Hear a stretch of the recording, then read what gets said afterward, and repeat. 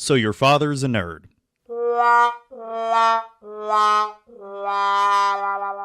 Unfortunately, there's no player's guide to raising a family. But this podcast is meant to be a family's guide to nerdism. Join us, Alec and Zuby, as we go in depth as to what it's like to raising a family of nerdlings and the adventures and hardships of fatherhood. We dive deep into our favorite nerd topics and talk to you about how it's related to raising a family. You can find So Your Father's a Nerd on iTunes, Google Play, Stitcher, and Tunein Radio.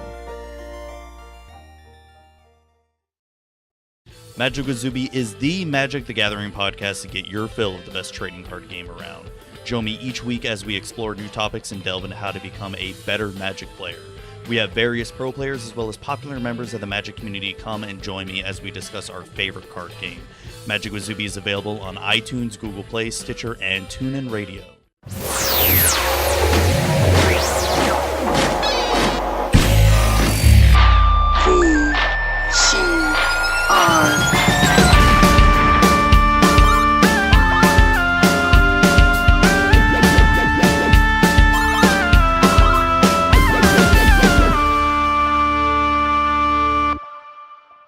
Yo, everybody. Yo, this is your host, Matt, over there, located some 30 nautical miles to the southish area. North, if we're being real with me, is our other host, Matt.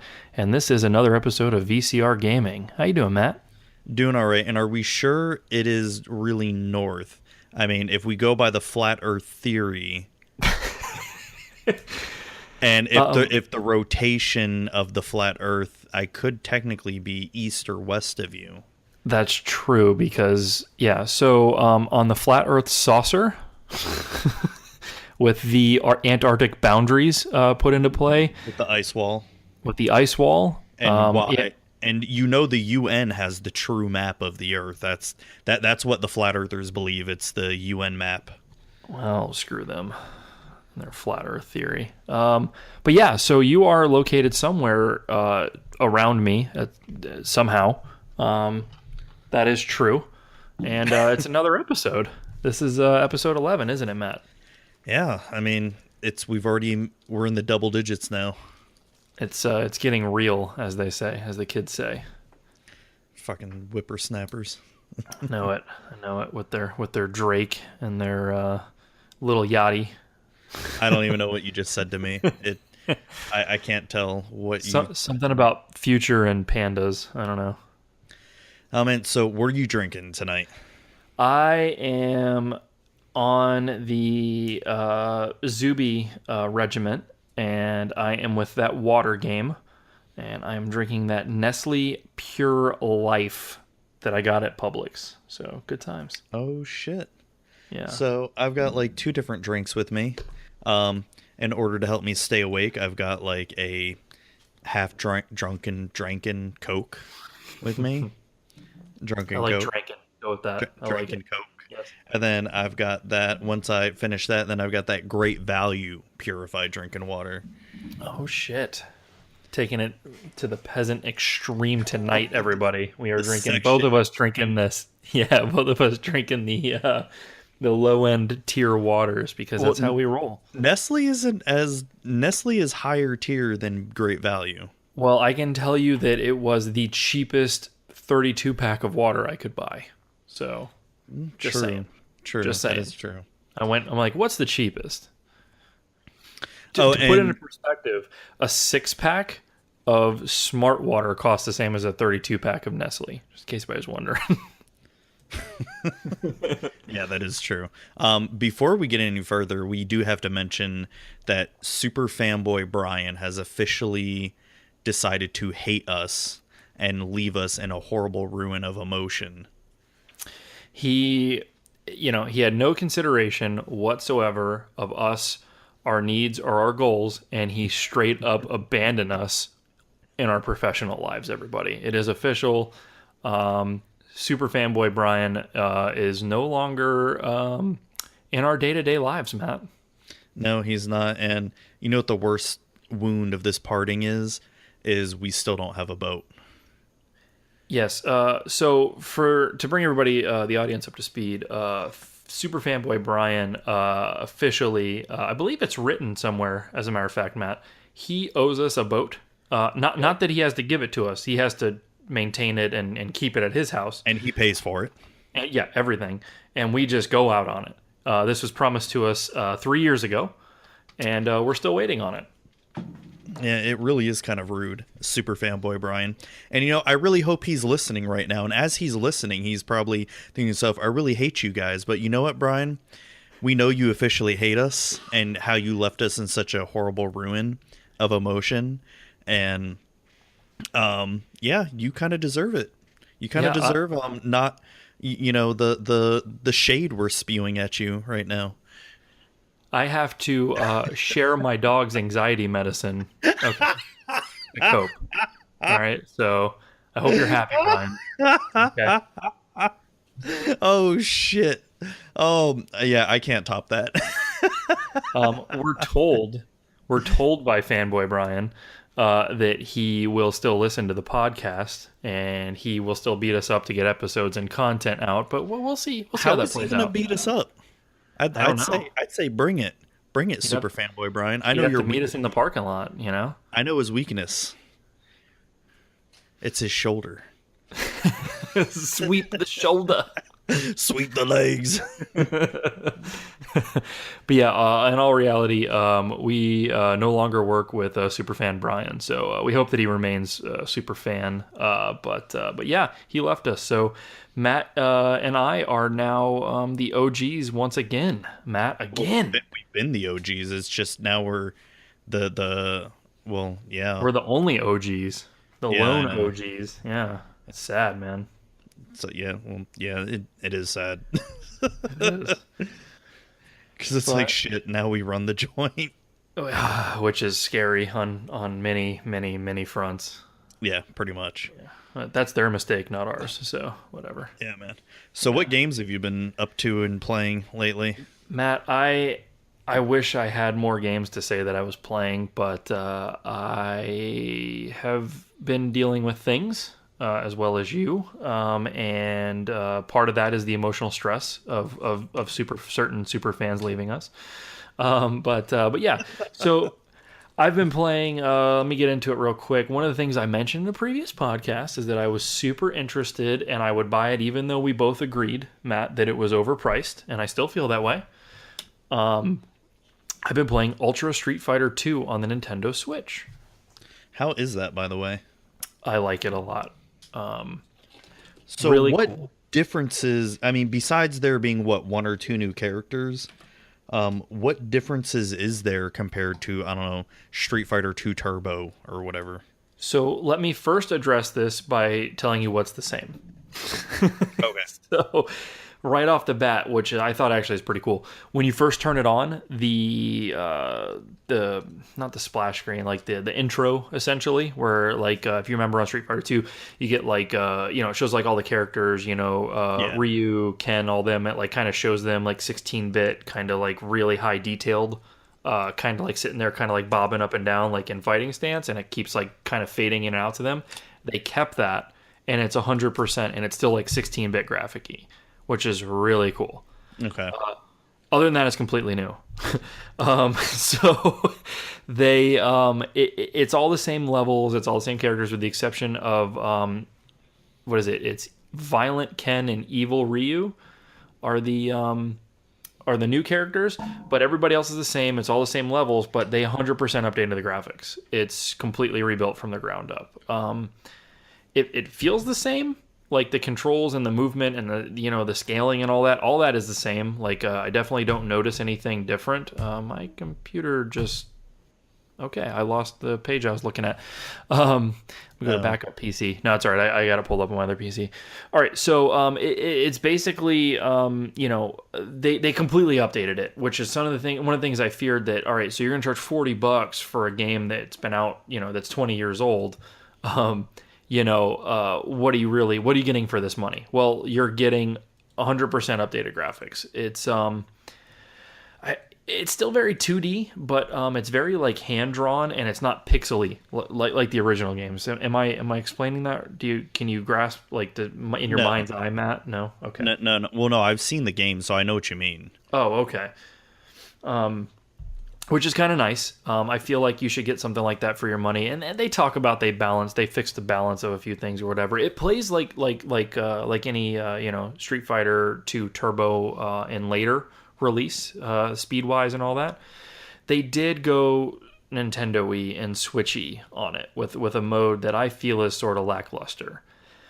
They put in this motion control shit where you hold the Joy-Cons and you can do like Hadoukens and all that shit by using like putting your hands in the right positioning with the Joy-Cons and sort of like doing the same motion. You can't do it in like the regular game. Like the normal game is still the same. Like it's all the same controls. Like no, they have like a separate mode, and it's not 3D, but it's not 2D either, but it's like, they're coming at you sort of thing, like a bunch of like endless waves of guys come at you and you have to do different power moves essentially with motion controls only. My son thought it was cool, but he only played it like for one day, so if that tells you anything, but it looked really shallow to me. But that's like the only thing new that they added besides the extra characters and the updated graphics. Oh, okay. So, that's it. If you're into Street Fighter 2 and you want something to play on a modern console, I do recommend it. It's really fun. It has online, Matt. You can play online, which is kind of cool. You'll get your ass kicked. You'll get your ass kicked immediately. Is there like a ladder system or anything like that where it tells you how well you're doing, or...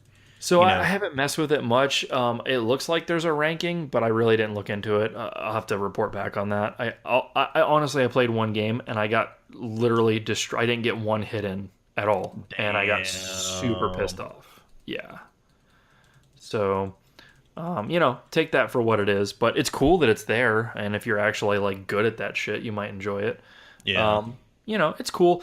Is it worth the $40? I say it's closer to being worth the $40. I mean, they really did put a lot of work into it. Yeah. And if you have to have it on a modern console and an updated, the definitive version of this, I would say that's probably it. But yeah, that's it. That's sort of all I really got for Street Fighter 2. I mean, how much can you say? I mean, it was in our top 10s episode for a reason, Yeah.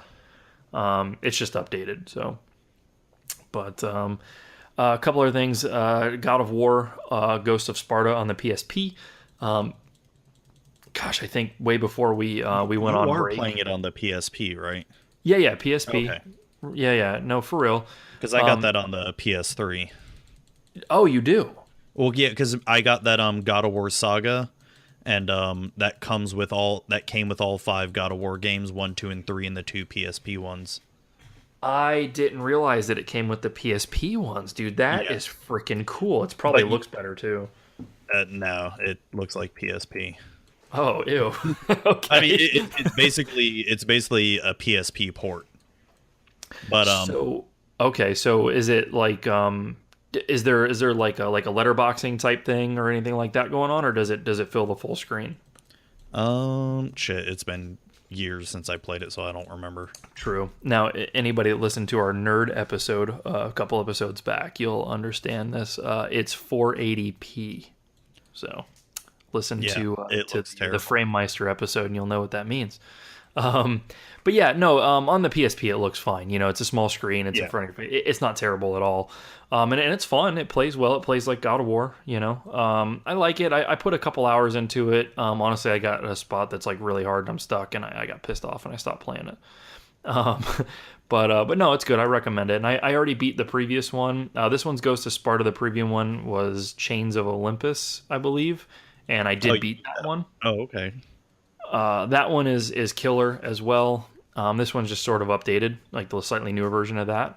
So they're cool. You're looking for some retro God of War, or maybe portable. You want to go somewhere, or whatever. It's super cheap. I think I got both games combined for like less than $12. Damn. So yeah, PSP.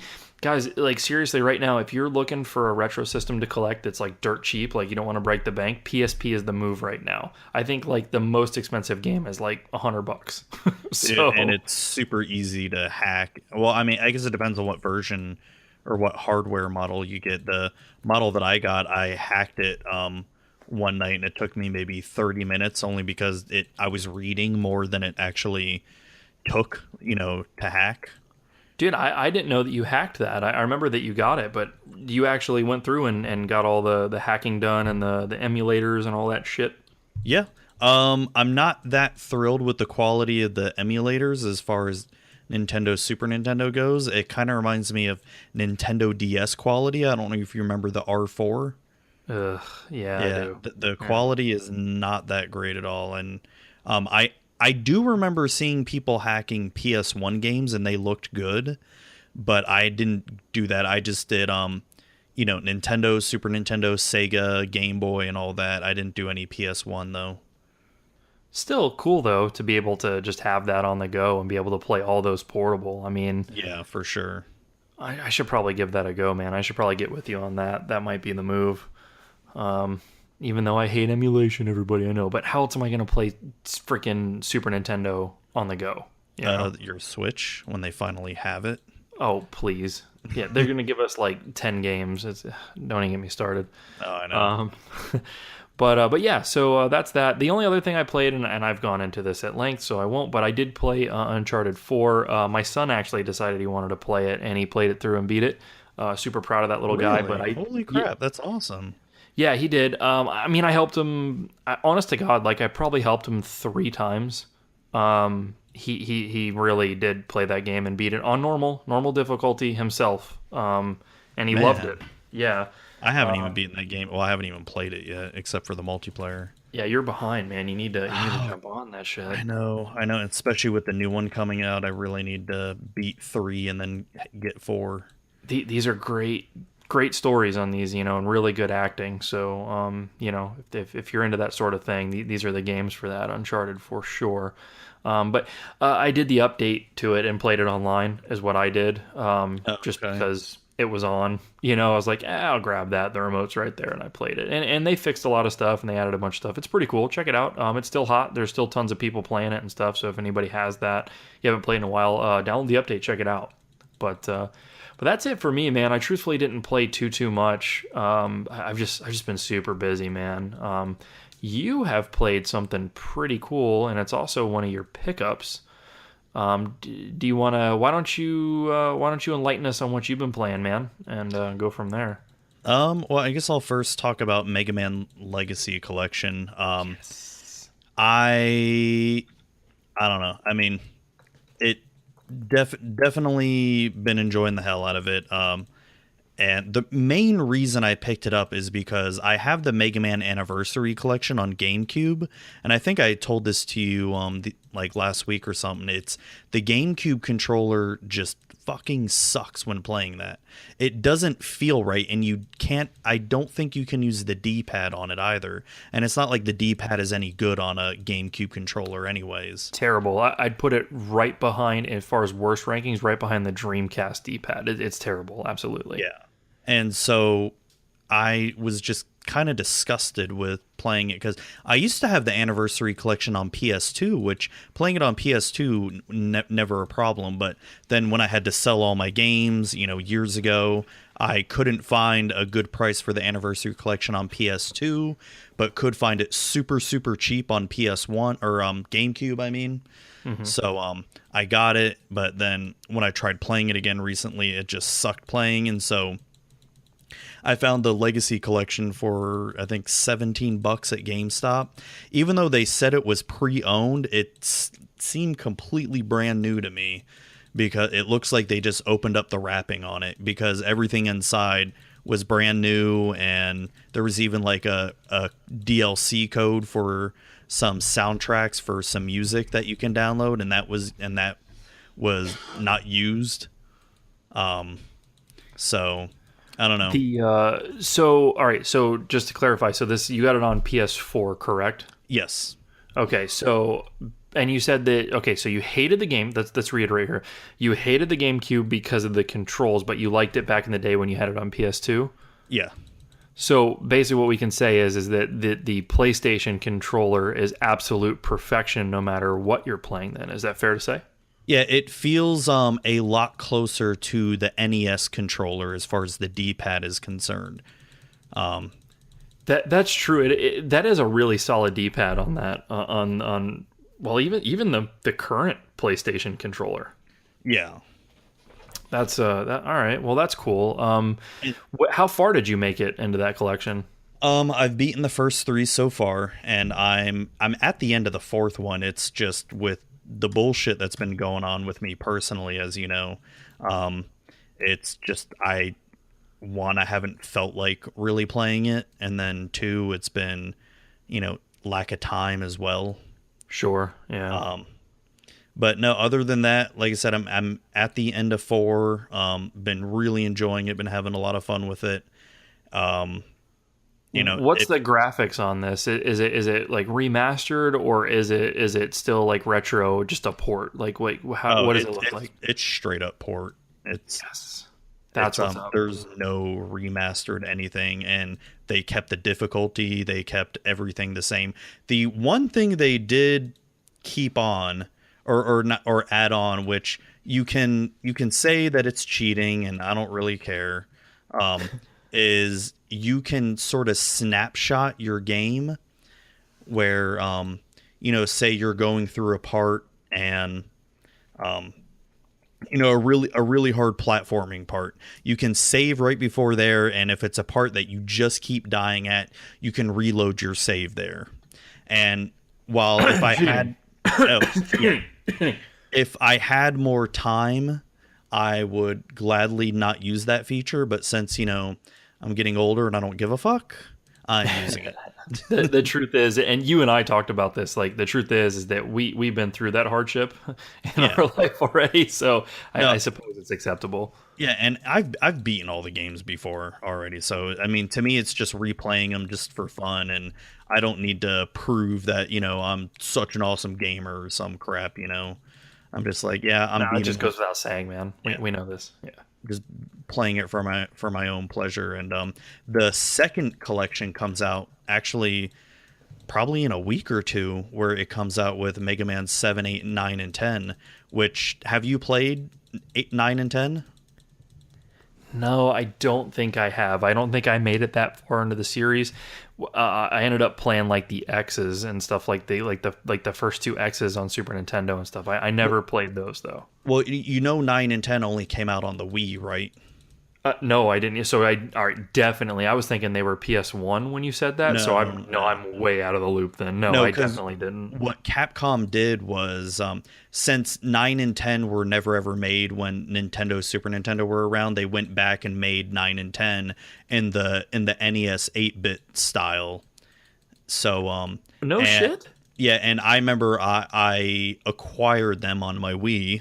I bought them on my Wii. And I like acquired better.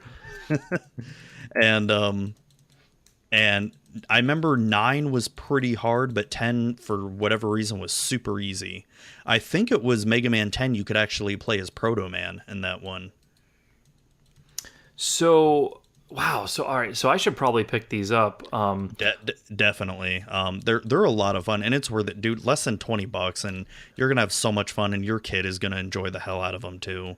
I truthfully I can't get him into Mega Man. I think the difficulty level throws him off, man. Are you sure he's your son? I know, man. That was my initial thought too. I'll try again. He just, he really enjoys me playing it and watching me. I haven't seen him jump into it too much. I think it's still pretty difficult. That's the thing. Like, so he beat Uncharted 4, right? But he cannot beat Mega Man. So that's kind of the difference in generation, right? Like, like where we came from, like shit was hard, and that's the way it was. You know what I mean? Like, we didn't know any better. It's just that's how games were made. They were short games, but they were hard as hell. That is absolutely true. Absolutely true. And not to say that he doesn't have skills, because he does for his age, but like, dude, that's some serious. I don't even know that it's necessarily so much skills, because it is, but also it's more like patience, right? Yeah. Like, dude, the frustration of Mega Man. Like, I know I have broken. I'm not the type to just break shit because I'm angry, and I know that game has caused me to break shit. Somewhere in my life that has happened, you know? Oh yeah, like, that game's just. yeah, it can be very frustrating. But no, it's definitely worth it if you are a Mega Man fan, and if for less than $20, it's so worth it, man. I think I saw it being sold for $15 on the digital Play Store for what is it, the PS store, or PlayStation Store, PSN networky store with things to buy. Yeah, whatever they call it. Pay us $50-$60 a year, something store. Yeah. Okay. So if you don't care about getting a physical media of it, then yeah, it's $15. But for people like you and me, Butler, I care about the physical media, so paying that extra couple dollars is no problem for me. Yeah, I mean, especially when you really are only talking a couple dollars. I mean, we've talked about this before. You know, you start breaking the new title price point, and that's the point where you start looking at repros or even possibly emulating. I mean, we joke, but you know, there is a limit. But yeah, when you're literally talking a few bucks like you are now, like, come on, guys, like, what are you doing? You know, like, just do it. It's worth it. You know, any day. Yeah, so I've also still been playing PlayerUnknown's Battlegrounds. Recently met up with a buddy that I met online, and one of the funny games that we had was the circle was coming in closer, and we started running towards it, and along the way we came across a river, and we were about to cross the river, and then on the way there I saw a boat. And I'm like, okay, forget about winning this game. We're getting a boat. And your whole focus just changed. Oh, look, a boat. Pretty Brian. Completely. Yeah, Brian. Fucking God. Anyways, so, no, but so we get on the boat. It's me and my buddy, and we're just going down the river.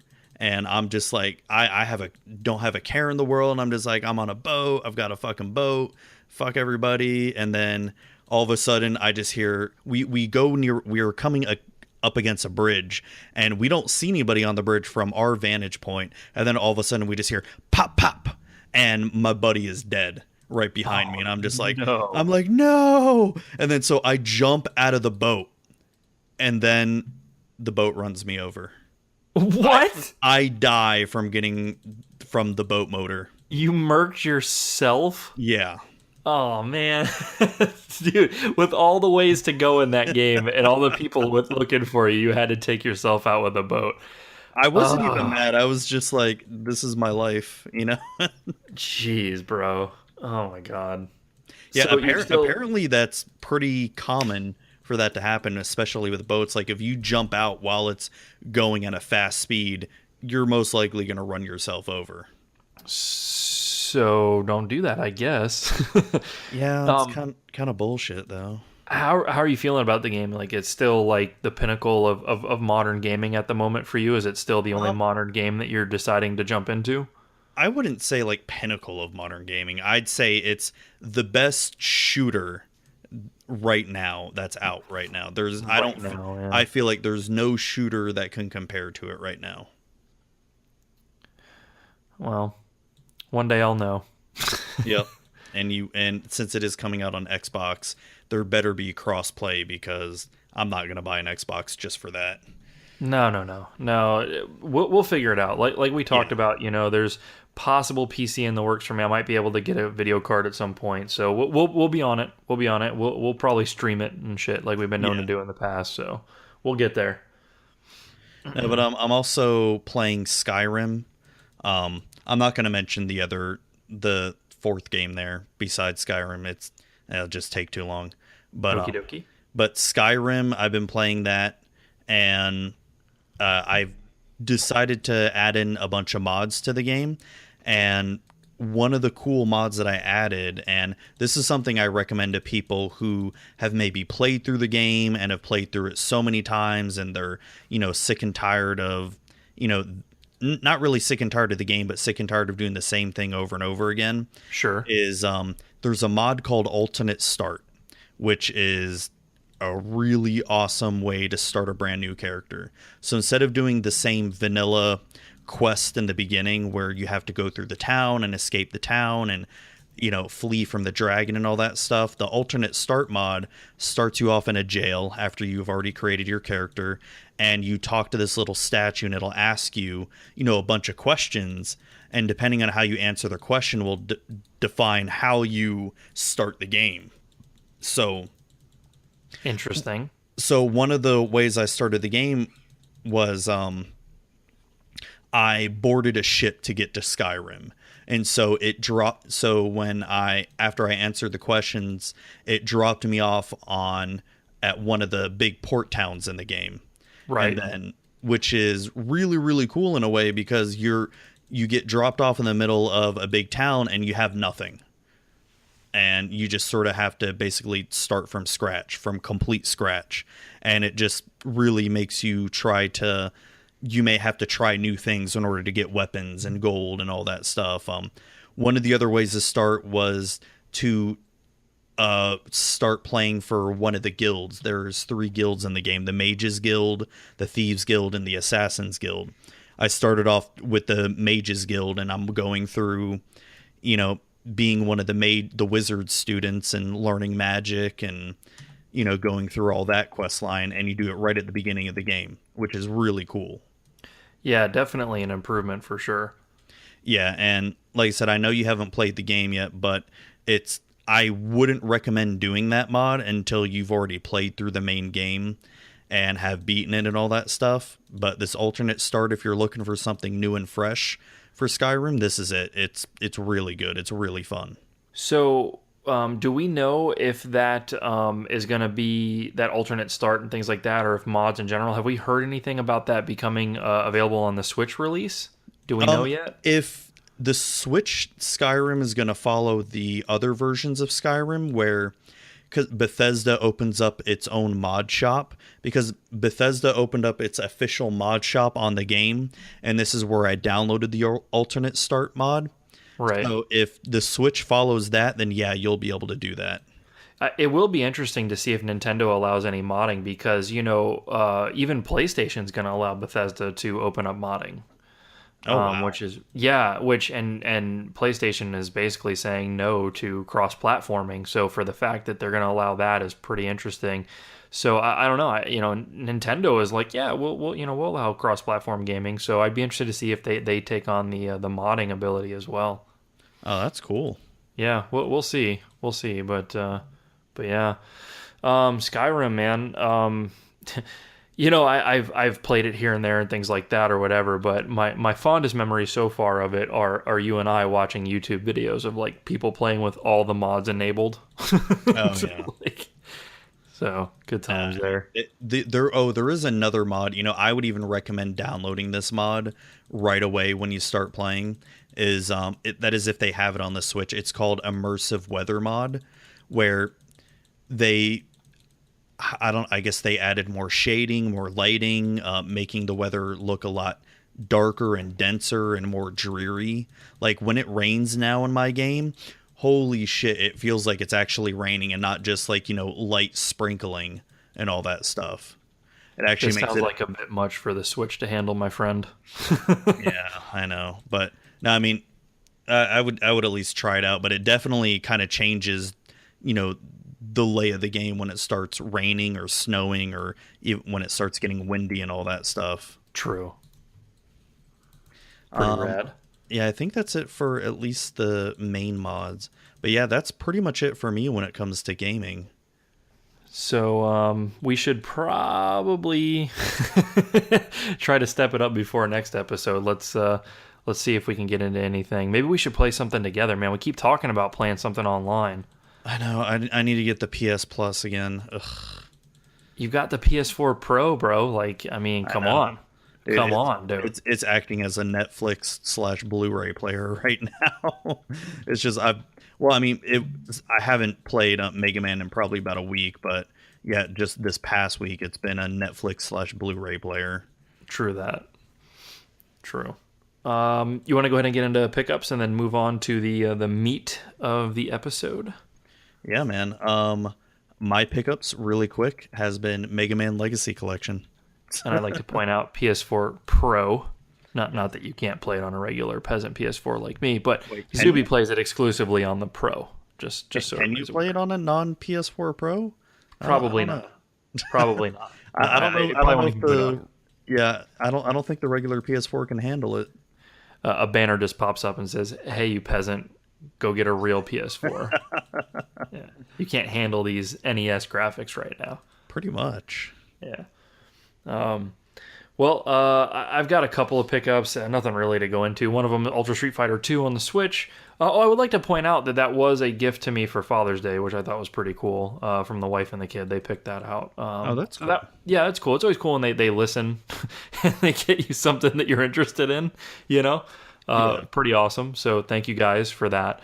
The other thing is Superfan Brian, Destroyer of Emotions, actually donated the new Doom on PS4 to me. Such a good game. Yeah. What did you pick it up on PC, Matt? Is that what you played it on? Yeah, I got it maybe about a week after it came out. If it officially came out, and I still haven't beaten it. I need to go back and beat it. It's just that's actually a pretty hard game. It's especially where I'm at. I'm at the end of the game pretty much. It's where Hell and Earth or Hell and Mars combine and all that stuff. And yeah, good indicator in a Doom game that you're getting towards the end. Yeah, it's definitely pretty hard. It's not easy. That's for sure. And that's what I like about it a lot. I haven't even installed it yet. Truthfully, I want to finish something that I have so many games that I haven't completely finished on there. And I'm a peasant on my regular PS4. I only have a 1 terabyte drive, so I'm out of space because peasants. So I have to delete something to install it. So I'm waiting for that, but I'll let you guys know once I install it what I think. But definitely super cool. Thank you, Brian. I will get to it. It is a game that I've been wanting to play since it came out, so pretty cool. So thanks, man. So always good to get a freebie. Let's see, what else did I get? I got Mario Kart DS for $5. One of the guys we work with, one of our coworkers, Chris, hooked it up. He's always that guy is wheeling and dealing, isn't he? Oh my god, yeah. That's all he does, whether it's RC cars or motorcycles or video games or NES arcade classics, cabinets or whatever, building arcade cabinets, whatever. This guy he has found something, fixed it, and moved on, and sold it and moved on to the next faster than your head can spin. So he actually said he already had a copy of it. He had picked it up in I think, what was it? That was a DSi, I think, right? He picked up. Yeah. Yeah, and he got a DSi XL and a few games with it, and he had that, and he's like, I already have a copy. What am I gonna do? I was like, well, what do you want for it? And $5, okay. So I grabbed that. That's kind of cool. I have a lot of good memories with that game from back in the day. Yeah, it was definitely a good entry in the series. It is for sure, and I like that it's specific to the DS itself only. The only way to experience it is that way, and it's kind of fun. You can do share play with it and stuff for somebody who doesn't even have the game. As long as they have a DS, you can play it with them, which is really cool. Yeah. And then a couple other things, again, from Chris at work as well. He hooked it up. I guess he was going through some old stuff, or his son-in-law or something like that, I believe. We're going through a bunch of their old stuff, and he found 2 PS1 memory cards, and they don't have PS1s or anything, so he just gave those to me for free. That's awesome. One of them, yeah, right? One of them is a actual Sony branded one, and the other one is one of those push-buttony, 2X, where it's 2 memory cards in one kind of thing, and you switch between them. So, I totally take that for free. I didn't have an actual Sony branded one, so it was pretty nice. So, thanks, Chris, man. You helped my pickups this episode, so I appreciate that, man. But that's it for me. Not too much going on there. It's been slow on the gaming front here at the Butler household. So, yeah, it's been slow for me too, man. For sure. So getting into the meat of the episode here. So this is sort of our E3 episode, but we really actually have something that's that we care infinitely more about that wasn't even announced at E3, don't we, Matt? Yeah, no, it was just announced Monday, right? Monday, you guys, Monday. And we're recording Wednesday night. Let me say it exactly as it's typed out in the show notes here. SNES Mini Motherfucker. All right. Oh well, you forgot the part before that. Fuck all this shit below except the E3 games. SNES Mini motherfucker. Yeah. So basically what we do is we have, we always plan out ahead of time for all our episodes, what topics we're going to talk about. And giving away secrets, Matt. I like feeling like we just wing it. Come on. Oh yeah, no. But no, and when the SNES Mini was announced, I put that in and just like, yeah, fuck everything else about E3. I don't give a shit. We got the SNES Mini. Dude, seriously, like, why wasn't that announced at E3? There was no surprises. There was no surprises at all at E3, not one. Every single thing we were officially told about. This was a rumor. Like, they should have said this at E3. Yeah, you're right. It was a rumor. That's right. Yeah, like, why wasn't this? This would have... Because Nintendo... I guess Nintendo wanted to focus on the Switch at E3. I mean, because that is their cash cow. Yeah, it does. What was the meme, Matt? How did it go? Like, Xbox? A Microsoft exec is out talking like, oh, the Xbox, has 8 cores of, a CPU and 12 gigs of RAM. Teraflops. Yeah, whatever, teraflops, and Nintendo busts down the door and says, you throw the hat on the frog, you become the frog. And the crowd bursts into flames and goes wild. And pretty much true, too. Man, but yeah, so I get why they've wanted to keep the spotlight on the Switch, but dude, seriously, like, since they announced the SNES Classic or Mini, whatever you want to call it, nobody's even talking about the Switch right now, are they? No, not really. I mean, don't get me wrong, I'm still going to be getting a Switch, Butler. But I am more excited about this SNES Mini than I am for Mario Odyssey right now. Oh, dude, yeah. All those games I've been talking about or been waiting for on the Switch, I don't even know what they are. I can't remember the names of them anymore, dude. All I can think about is the damn SNES Classic, dude. Seriously. And granted, I know this is an emulation machine, all right? It's not going to be 100% perfect for the gaming, and you and I have already talked about that with the NES Mini, where like a good example is Mario Brothers 3. There's certain times that I can feel that the game on the NES Mini doesn't feel right, but for the most part, it's a really good emulation system. The cool thing is it's above board, right? Like, it's official. Like, if it's emulation, but it's official. And I don't mean, like, because I want to just, throw my money at Nintendo, which I do, but I mean, like, they didn't just pick somebody else's hardware and throw their emulation onto it or license it. Like, no, they developed this. They spent time, like, the controllers are... Dude, how good is the NES Classic controller, Oh, yeah, it feels almost like the real thing. I mean, honestly, like, if I were to blindfold you and put one in each hand and not tell you which one it is, like, you really couldn't tell the difference. Like, yeah, I promise you. A really hard time. Yeah, it's really well done. So, like, you're right, Matt. It is. Technically, I guess it's considered. So it is software emulation because of the save states and everything, but they did a really good job of using the chipset to mimic the hardware. Like, you get a lot of the screen flicker and things like that, and sprite flicker and stuff that you would on the real NES. So that's something that you actually don't get with a lot of emulators because they're overpowered and they're not utilizing it. So yeah, this is cool that Nintendo is keeping along with this. Another thing you and I have talked about, Matt, with this, though, and it really, this is the downside to this, is that Nintendo must hate money. Because just like the NES Classic, you can bet your ass that if you do not jump on this immediately, you are not going to get one. Oh, yeah. That's why you and I are going to be at the Stabby Mall, like, first thing.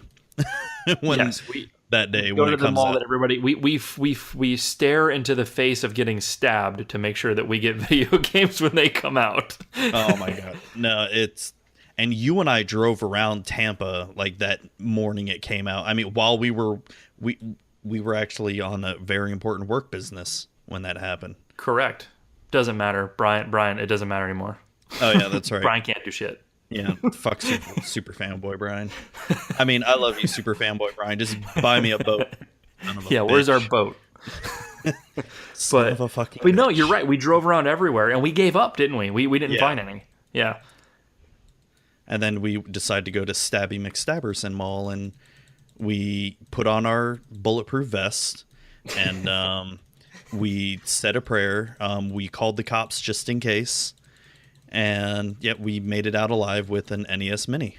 We really did. So that's our secret. That's what we're banking on this time. If there's no pre-orders anywhere, that's what we're trying to do, and we should be able to secure some SNES Minis. Fingers crossed. But if you guys out there aren't trying to come up with your own angle or your own edge like this, I'm telling you right now, you're gonna miss out. Nintendo doesn't like money officially. They don't. And it's not just, with these NES Minis too. It's with Amiibos too, which is ridiculous. That I'll understand. Amiibos sell like candy, man, and they don't want to make more. I don't know what they're doing, because if they're trying to protect people that are collecting the Amiibos, like, that would be cool, except for the fact that that's not happening. People are scalping them at alarming prices on eBay. Was it you that told me about the RFID chips they're doing now? Yeah, so you can get like a badge access card, like, for dirt cheap, like China stuff, what they do is these guys will take their card, the things that write to these cards essentially, and they will program it with whatever amiibo you want. So then you just take, it's a little card. It's a plastic card like your driver's license or a credit card, and you touch that to your amiibo reader, and it's whatever you want it to be. And they're being sold for pennies, and Nintendo is trying to shut these people down. And it's like, all right, look. We've said this before. Like, when real stuff is available, we back it. But Nintendo, you're not selling these. Like, they're not available, and all you're doing by doing this is causing assholes to get $300 for a fucking Yoshi on eBay, Yeah. So, no, I'm all for this. Fuck that, Yeah, and when all I want to do is maybe get the stupid Epona horse or, Link's new costume for Breath of the Wild, but I got to pay, another $60-$70 or maybe $100 for an amiibo for that. Now, screw that. I'm going to go with the $10 RFID card. All day, man, all day. Yeah, they just seem to hate money. Like, their opportunities where they can just make money hand over fist, they seem to just fall. Like the NES Classic, there's no reason why they're not still making those, and why they haven't flooded the market to where you see them everywhere at every store to the point you're sick of them. There is no reason, none at all. They artificially created a collector's item that is causing really bad hysteria. Dude, they're still going for $160 to $200 on eBay, NES Classics. Which I could sell mine right now and probably get that. Oh, easily. Yeah, absolutely. So, again, I don't know what their mindset is. I mean, look at the Switch. You still can't buy a Switch. Yeah, I actually tried to look and buy one the other day, and I could not find one.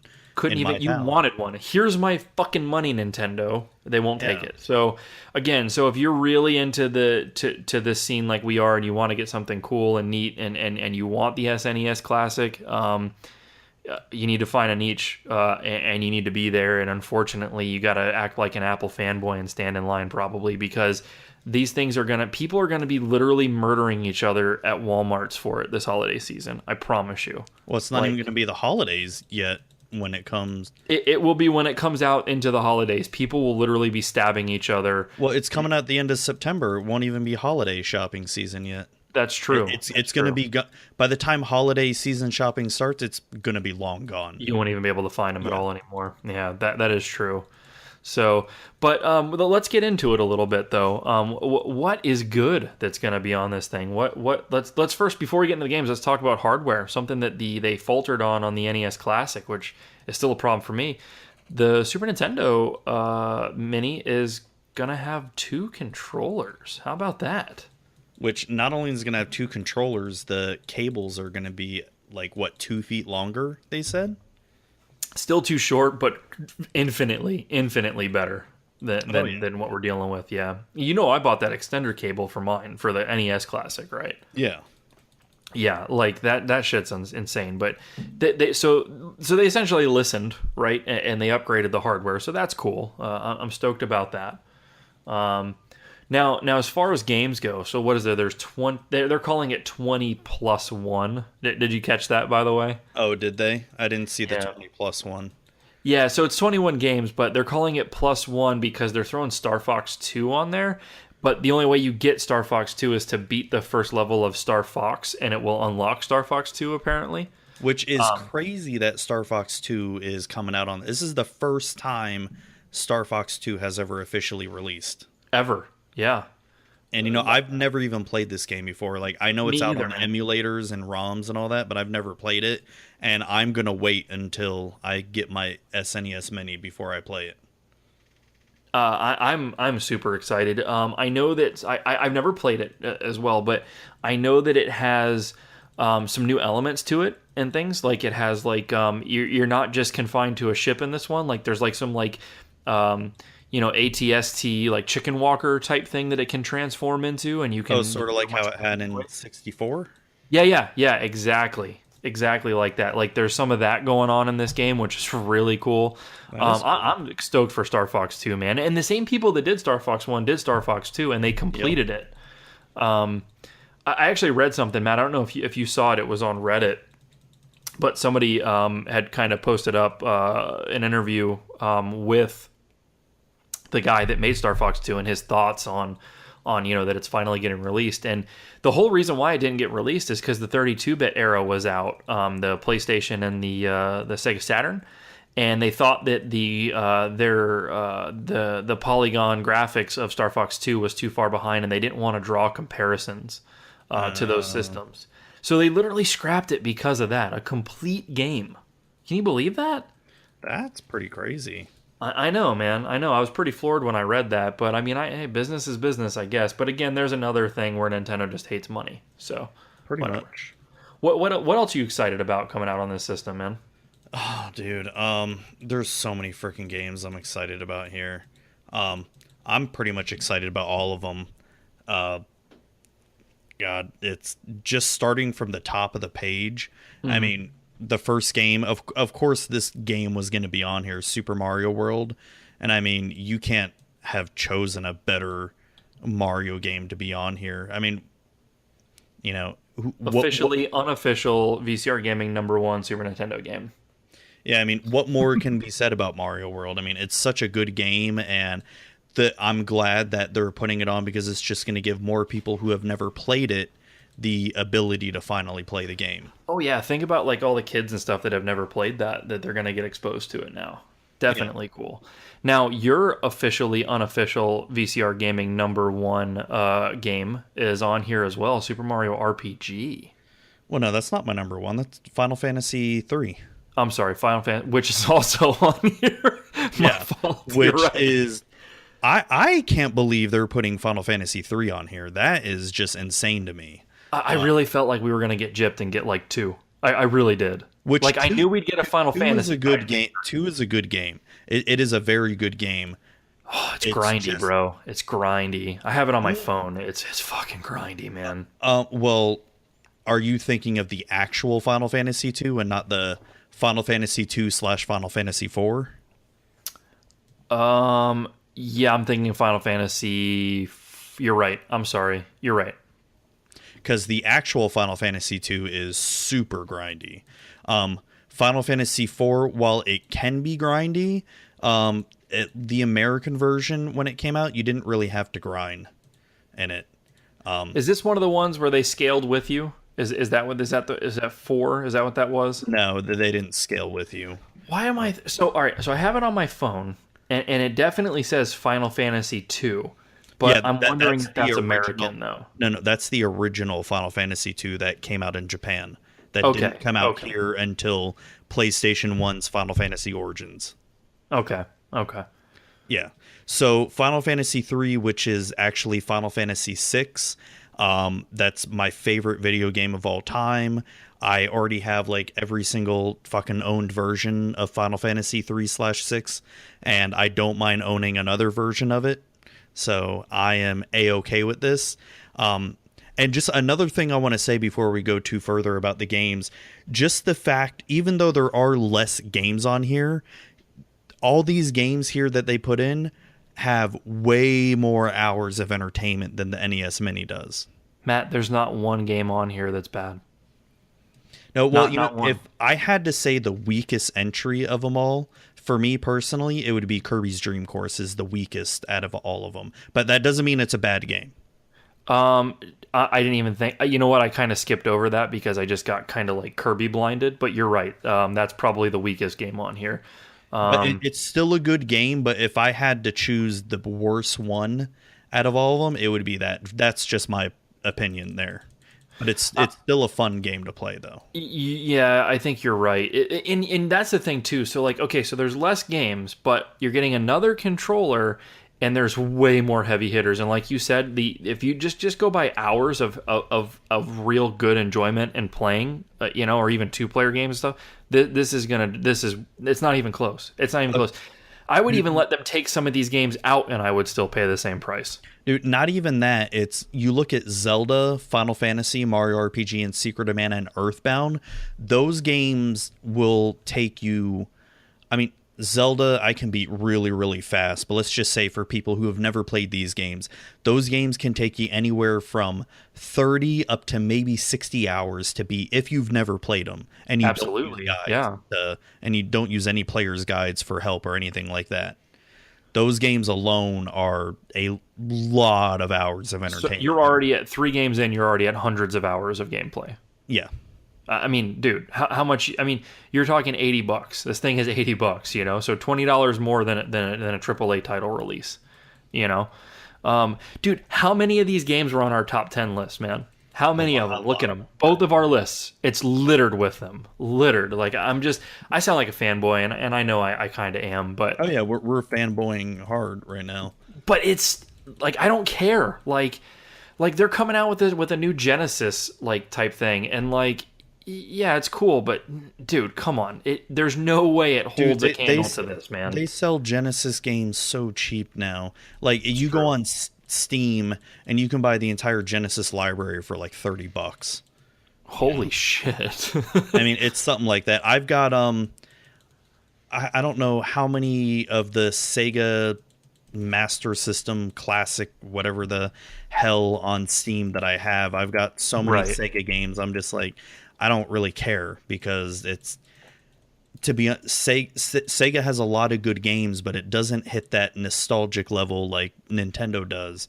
And just how awesome some of these games were. It's like, I'm so excited to play them again. Probably my favorite 2-player RPG is going to be on here, Secret of Mana.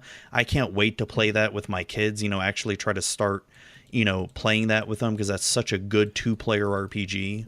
That's such a good way to get somebody into RPGs is when you can play it with them. Like, think about that. You know what I mean? Like, you can introduce an entire genre of gaming to somebody by going at it together. Like, how cool is that? Let's talk about really quick.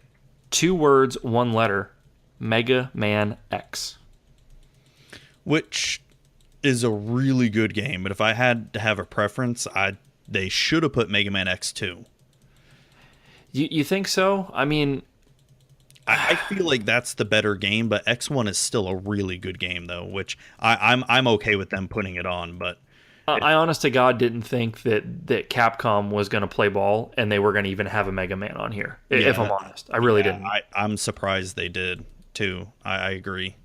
I'm super stoked for that. F-Zero, I talked about that in our top 10s list. I mean, awesome. I mean, it's a Nintendo property, I get it, but really cool game to have on there. Donkey Kong Country, of course, makes the list. Which Rare playing ball with them, which is Microsoft.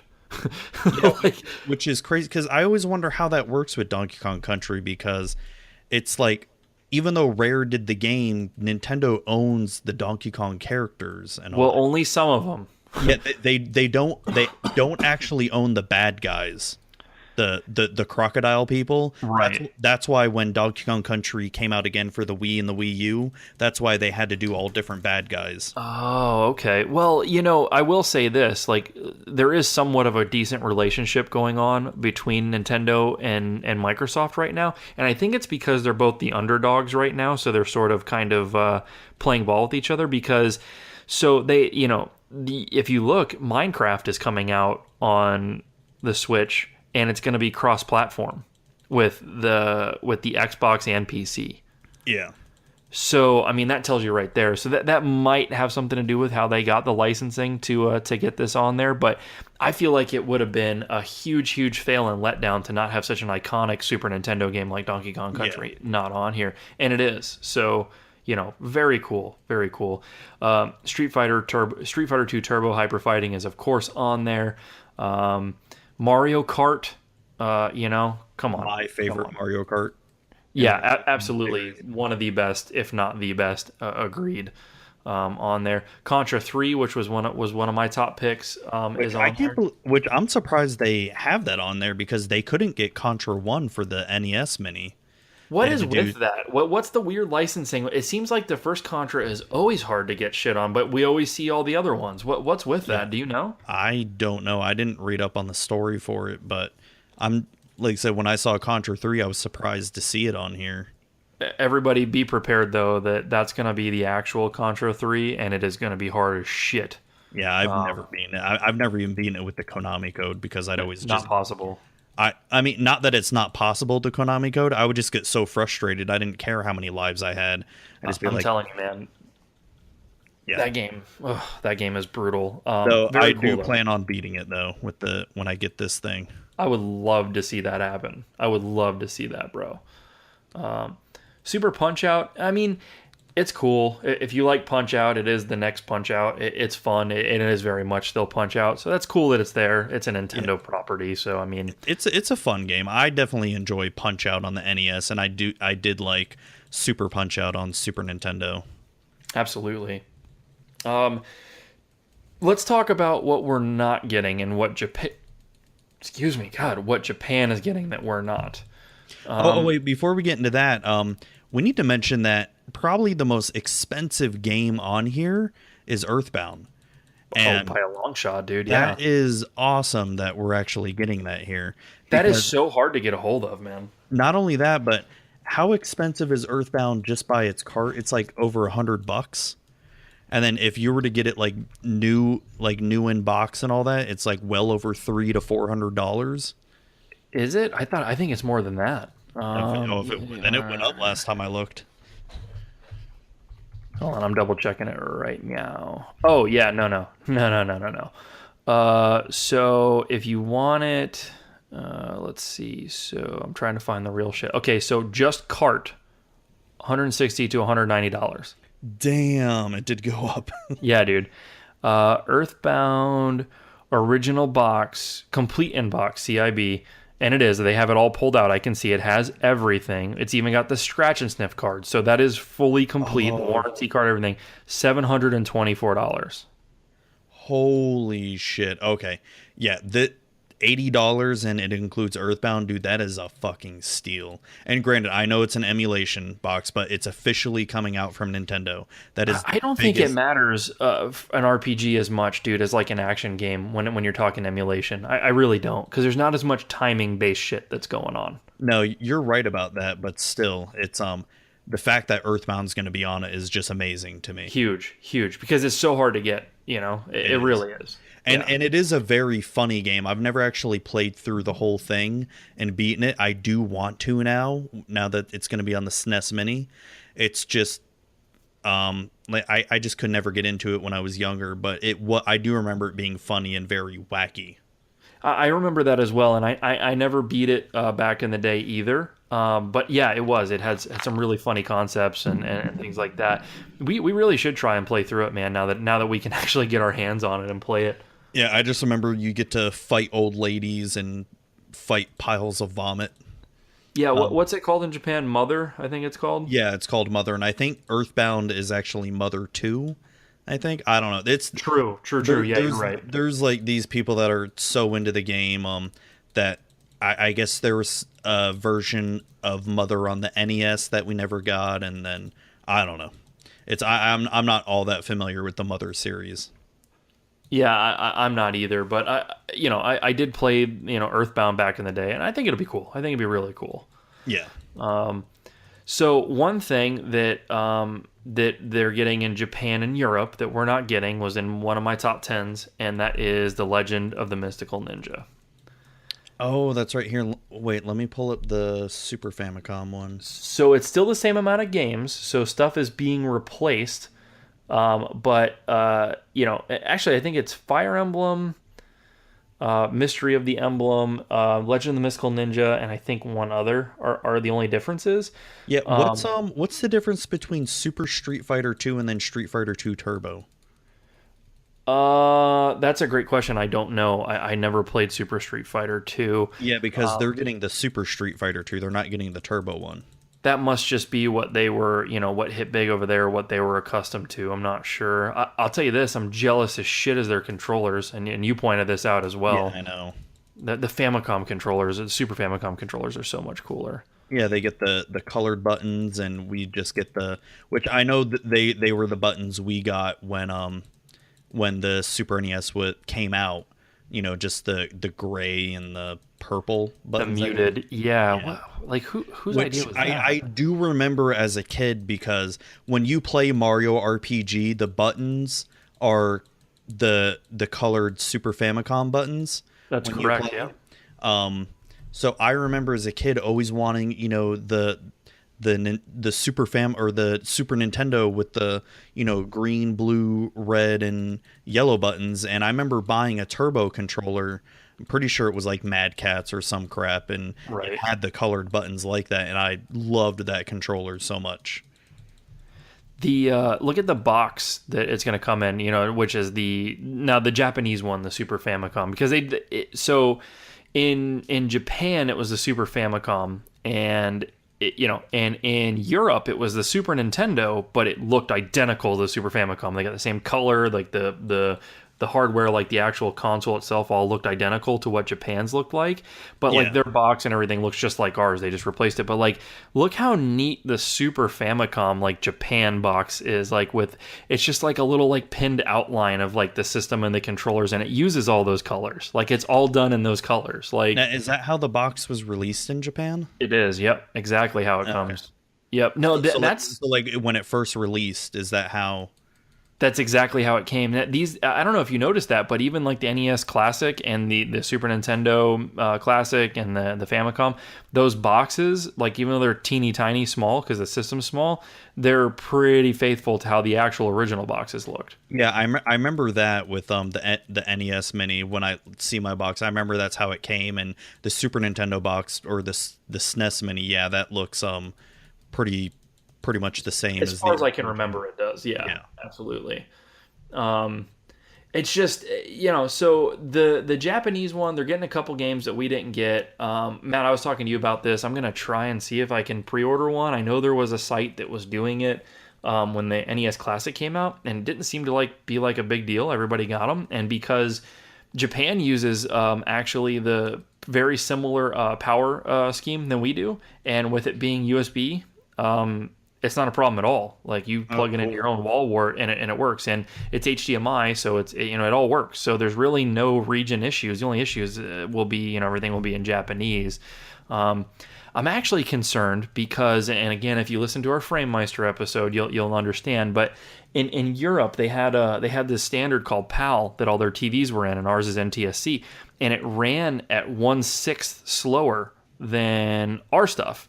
And any game that was in Japan or the US that was sent over to them, they didn't even bother to modify it to accommodate the slowness. They just sent it over as is. So like when they play Super Mario World, it's a 1/6 slower than what we're used to. So right now they're all caught up, right? Everybody uses HDMI and it's all NTSC. Well, I guess it's not really NTSC, it's HDMI 1080p is the new standard, and everybody uses that. So everything's caught up, everything's 60 hertz and so on and so forth. So I wonder if the Euro version of the Super Nintendo is they're going to slow those games down to be faithful to what those people remember, or if they're going to be what we had. Because if they are, that's the move. If you're going to pre-order one to get those other games, you're going to want that Euro one because you're going to be able to get it in English. So you'll get like Legend of the Mystical Ninja in English. So I don't know. I really got to research this because if they are going to run slower, I don't want it. I'm just get the Japanese one and I'll deal with it. Yeah. But if not, that Euro one might be the move. So definitely going to keep my eye out on that and figure out where I can pre-order from. But yeah, so anyways, there's some nerd talk for you. No, man.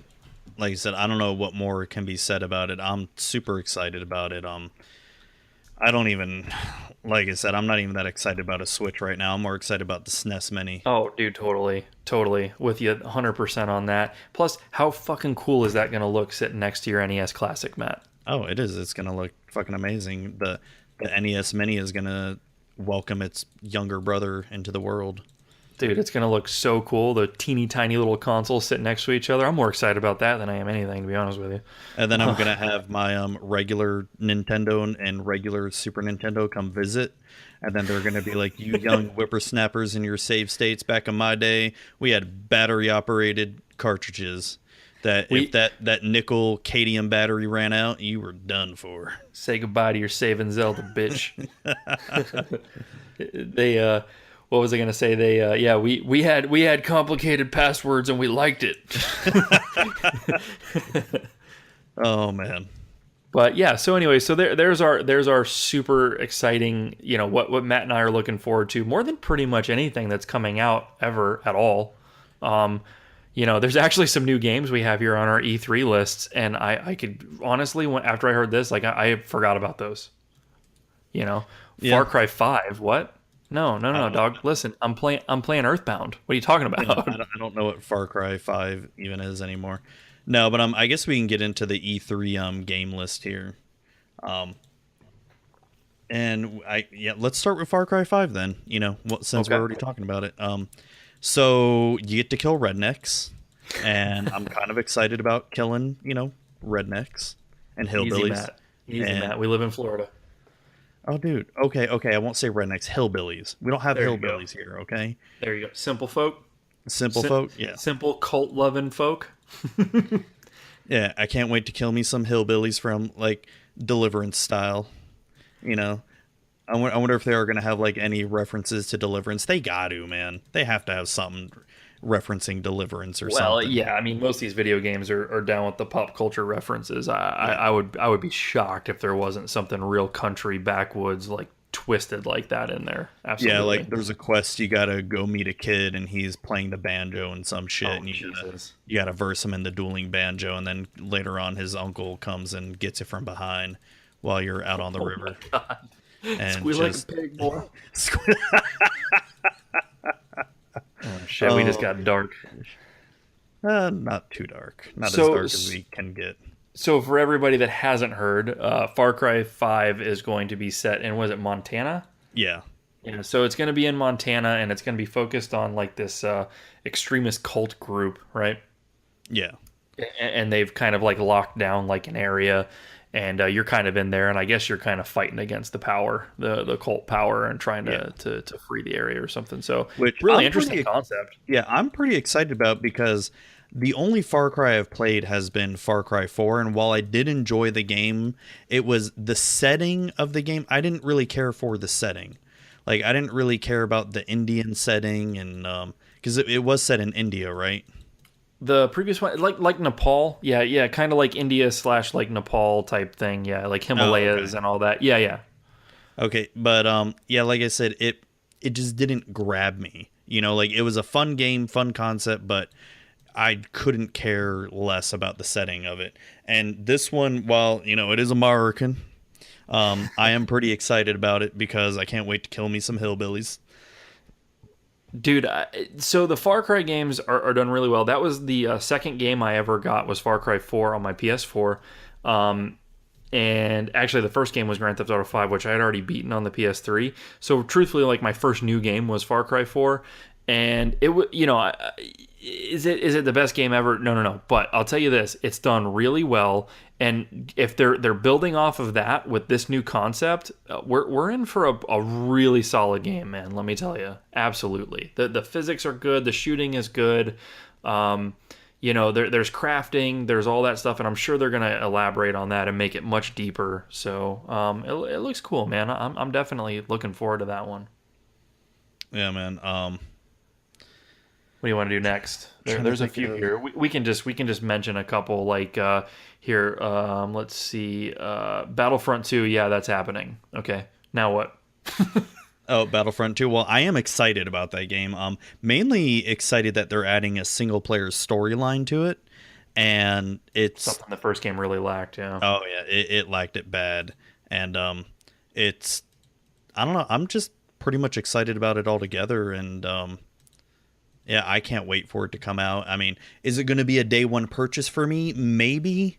As long as I have my SNES Mini, you know, a lot of games may be like, I don't know if I care about you right now. Priorities, Matt. Yeah. Pretty much. No, I agree. I agree, man. I'm interested. It has what the other game lacked. I watched a bunch of gameplay footage of this during the E3 stuff. I watched some live streams of it and stuff, and it looks cool. It looks like they brought a lot of the Battlefield 1 stuff into there. You know, and just Star Wars'd it up, which I'm totally okay with. I love Battlefield 1, so that's cool, you know. I think they fixed everything that's wrong, and like you said, man, it's got story mode. So yeah, the story mode's definitely going to help it. Totally. But yeah, I guess next we can talk about, let's talk about God of War. God of War. How cool does that look, man? Dude, I'm pretty excited about it. The one thing that I think this is the first time we found out that correct me if I'm wrong, that this is going to be the original Kratos from the other God of War games. Because I think before when they announced it, they never verified whether or not it was the original Kratos. Yeah, no, it definitely is. He's moved on to a new area, so it's no longer like Greek mythology based. Like he's in like the Norwegian type area, and it's kind of based on all their folklore and stuff, if you will. So it's kind of like he's moved on. But yeah, you're right. They did confirm it actually, even didn't they? Yeah, I mean, they didn't even really like come out and say, "Hey, you know, this is the original Kratos." It's there was just a small little like painting on a jar that showed him with the the swords of exile, or the whatever the crap they're called. You know, the frickin' daggers that he uses from all the games. Oh, shit. I'm forgetting the names with of their them. fire and their chains. What are they called? I know what you're talking about, but yeah. Yeah, well, I mean, there was an interview with one of the guys that's one of the writers of it or whatever, and he didn't want to give a whole lot away, but he basically was like, you know, like this is him sort of kind of turning a new leaf and kind of realizing that he has to, instead of just, you know, kill everything ever and destroy everybody and not worry about what bridges he burns and this like that, you know, where it's basically gotten him, you know, is where he's left over, and he's kind of being forced to sort of regain his humanity. So kind of cool. Really neat. He's still a complete asshole and a badass. So, I mean, you know, if anybody's worried about that, just go watch some of the gameplay. Like he's totally a dick and he totally beats ass. So yeah, and he's going to be fighting the Norse gods now. So that's like Thor, Loki, and Odin.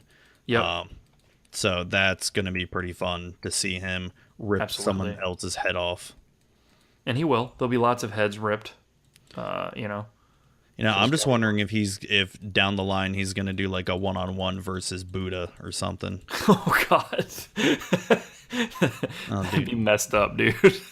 Well, I mean, if he's, you know, he killed all the Greek gods and he's going to kill all the Norse mythology gods, I mean, or is he going to go after the Egyptian gods? Like, oh, man, it's going to be, you know, a cat fight up in here. And all that shit. He's fighting the Sphinx. Yeah. Actually, they could probably, you know, with the way they do animation and graphics and shit in games, they could probably make a really badass, like, evil, like, Sphinx type enemies and shit. So, yeah. Yeah, true that. I don't know, where do they go from there, you know? If he kills everybody off, you know? Who knows? I mean, you know, they'll never touch Christianity. That'll be like a big no. They probably won't touch Islam either. Oh no! All their heads will be like cut off and some shit. Yeah, they'll refrain from those two, but you know, I don't think anything else is safe, to be honest with you. Yeah, pretty much.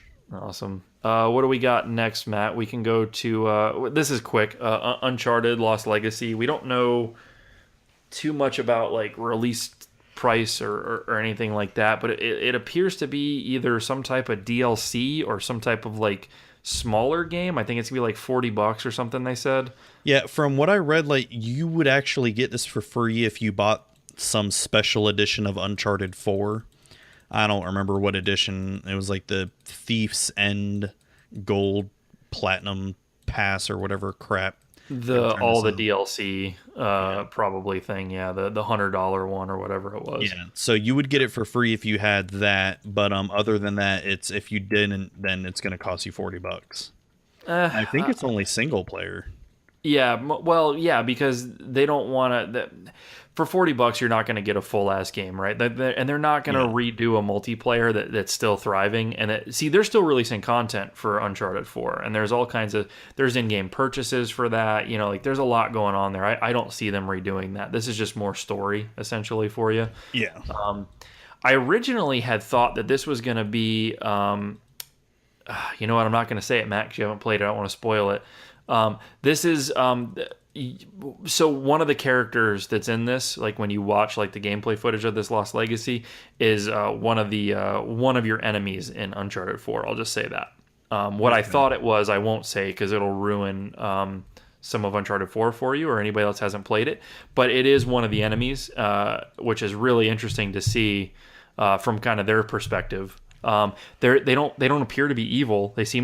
You seem to be like a Nathan Drake type character, but she ends up being an enemy later on, I guess. So this is probably like a prequel to that, but it looks cool as shit. I'm into it. I'm an Uncharted fiend, so I'll definitely have it and play the shit out of it, and I'll give you guys a report on that.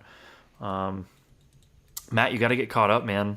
I know. I need to do it. I'm slacking. So what do you got left? You got to play 3.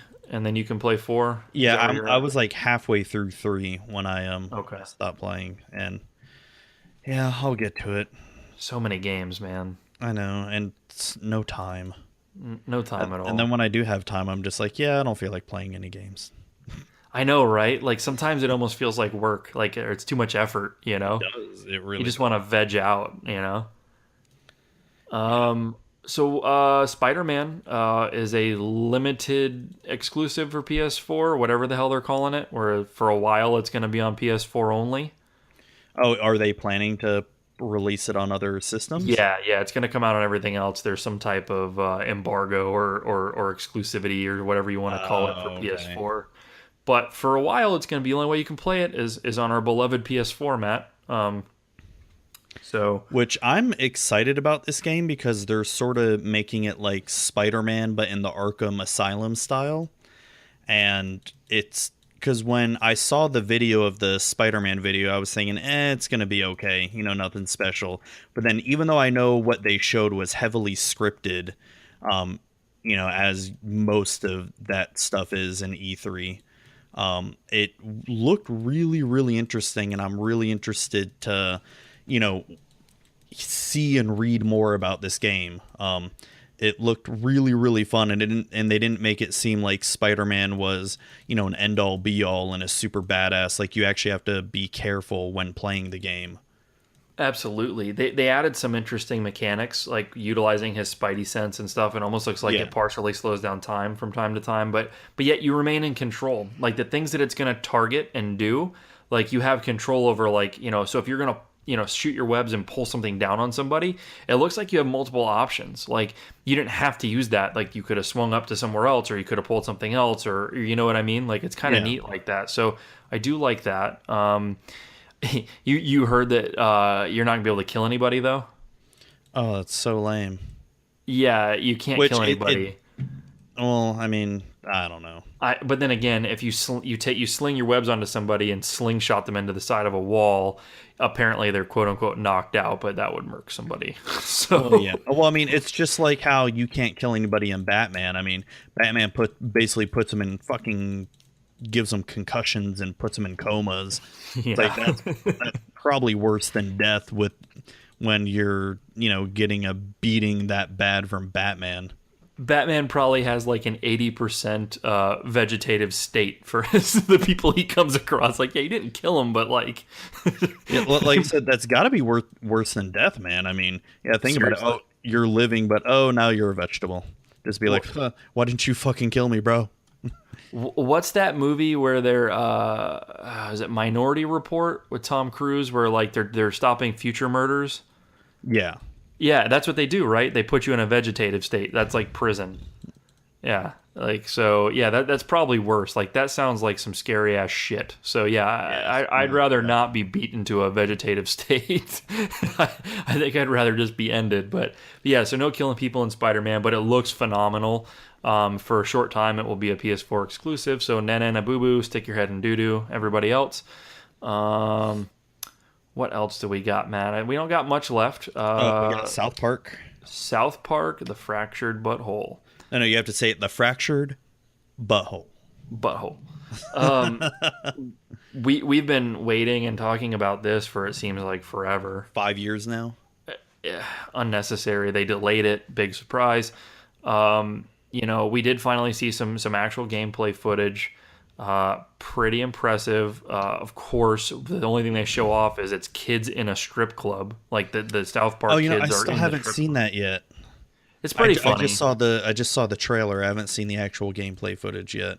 It's pretty funny. You get a feel for how the battle system's going to work. They totally redid it. There's like a strategy base, like where you're going to be positioned, like you move your characters like in like a grid array while you're fighting. So it's still turn based and real time action and stuff like that. But now there's like you are constantly like rearranging where your character is and what he can attack based on where he is. Sort of like like strategy based RPG type stuff. Yeah, a lot like that.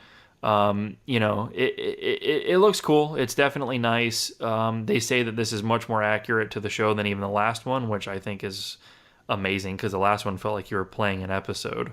So, so we'll see if that comes out on time. I'm looking forward to it. That's for damn sure. Yeah, for sure, man.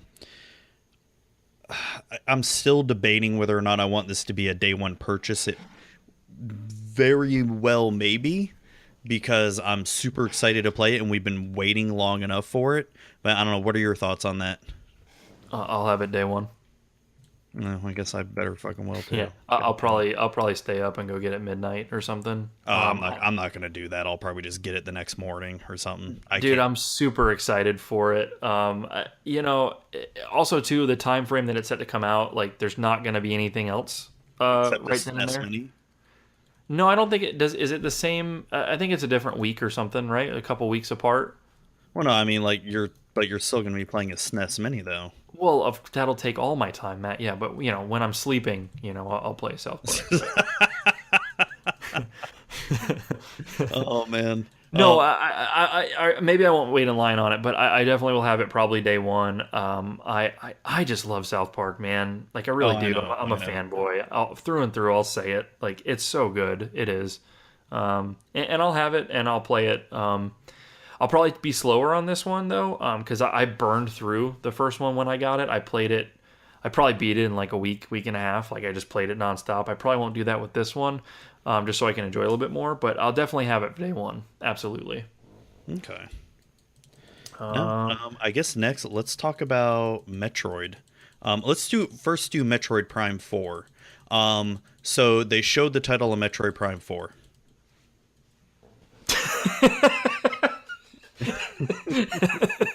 That's true. That's about it. That's all we got. I've only played a little bit of Metroid Prime 1, and to me, it was really hard getting used to first-person Metroid, and it just felt off. Because Metroid to me has always been very 2D, and that's how I grew up playing it, and it was just, I don't know, just very strange. I agree with you. However, I did enjoy the first Metroid Prime. I thought it was well done. They kept the spirit of Metroid in the 3D realm. They really did. I can agree with that. I never beat it, and I should have, but I only ever played it on that Metroid Prime trilogy that came out on the Wii when I acquired it. And it's playing that game on a Wii U and nunchuck is not very fun. Just to put it lightly. Yeah, no, it was definitely better in its native DS environment for sure. I can see that. Or GameCube. Sorry, man, GameCube. And that controller. But, that's the other thing too, Matt, is so I played it on both. I beat it originally on GameCube, but I played it. I have it acquired as well. I have it in my 100% legally acquired hard drive that's hooked up to my not modded whatsoever Nintendo Wii. Oh, And yeah, and you're right. So what sucks is they didn't allow so many games you can use a GameCube controller on your Wii, and they didn't enable it for that game. No, so really sucks. So if you do what I do is you just put the actual GameCube game into your Wii and then play it that way with a GameCube controller. So yeah, that probably would have been easier. I probably would have enjoyed it better that way if I'd done that. You really would have. It's a good game, man. With them doing Metroid Prime 4, I really hope Nintendo gets the sudden, urge to want money and re-release Metroid Prime Trilogy for, the Switch. That's only if they like money, though. They really, as of late, and I don't know if we've talked about this recently or not, but they just seem to hate having our money, Matt. Yeah, I mean, I think they're allergic to money. I mean, hey, some people have really weird allergies. Yeah, Nintendo is just money, So. Nintendo doesn't like money, apparently. Miyamoto, he can't be anywhere in the same, zip code as money, apparently. So yeah, that's why he barely makes anything as a game developer. Oh, sad story. Never mind the Japan and Orlando Universal Studios getting Nintendo Land. Oh yeah, that's right. God, that's gonna happen when we're like 50. Yeah. Well, I guess we'll talk more about Metroid Prime, Matt, when we have more than a fucking title screen. But there's a lot of hype behind it. But how can you hype something you don't really know too much about? I am excited about the Metroid 2 remake for the 3DS. That is a game I'm definitely gonna have to pick up because I don't know. Did you ever play Metroid 2? Yes, absolutely. I never beat it as a kid because that game was really fucking hard. I don't know if you remember I've never beat it. I rented it back in the day. I didn't own it, but I definitely rented it quite a few times. Never beat it. It is pretty hard. I'd like to see if I can beat it nowadays. Maybe I have more patience, but it's a remake too, which is going to be kind of nice. So the graphics will be updated, things like that. It'll actually be in color. It won't be in black and white. Yeah. So here's the thing about everybody's saying Metroid 2 is saying that this may be the last official Nintendo made, I don't even know if Nintendo's making it, but Nintendo property to be released on the 3DS. There's a lot of talk like this might be the last hurrah. Nintendo's only committed to supporting this throughout 2018. The 3DS. Really? They haven't said anything beyond 2018 for it. So it makes sense because they need to put all their focus and effort on the Switch. So when you say it that way, you're 100% correct, Matt. But here's the thing, is that it's so that may be true, but think about how many more people have a 3DS. Think about the user base for a 3DS and the install base and the take rate on that. Well, I mean, you're really taking a chance. You can make the same argument that when the PS4 came out, more people had a PS3 than a PS4. Okay. And that they need to start focusing on the PS4 at that point. Yeah. Yeah, but also, if it would make sense that they would keep the 3DS around longer as a cash cow, it actually would make sense with their current business model of hating money to move away from it. So that's what they're doing then. So yeah, so it probably will be the end. This probably will be the last Nintendo property out there on the 3DS. Yeah. So, but I don't know. We'll see. It does make sense because the Switch needs to be their primary console / handheld. They're totally going that way, dude. With Monster Hunter and shit showing up on the Switch, And then plus with them announcing, well, not them, but them announcing that there's going to be an official Pokemon game on the Switch. Dude, that is huge. Yeah, to have an actual RPG Pokemon on a console, that's... Yeah, dude, that tells you right there that 3DS is dead. Yeah, that they're going all in one basket for that, for sure. Yeah, no, absolutely. So, what's left? The last thing that we have, Matt, is the game that we're most excited for. We were. Is the SNES Mini. Can't wait to play some Star Fox 2. No, 2. It's this little known game. It's called Xenoblade 2.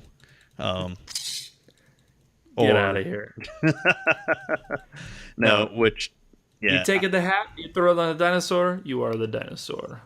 Dude, when they showed that trailer, because I was actually watching it live, the Nintendo, and they show like this T-Rex, and I'm like, what is this game? I thought it was a Monster Hunter game at first. I was thinking Monster Hunter. I'm like, well, Monster Hunter's not doing fictional monsters? Yeah. What the fuck? Yeah. So I was thinking like, oh, so you're going to be capturing dinosaurs now or whatever. And then all of a sudden they show the little Mario hat, and I'm like, wait, what?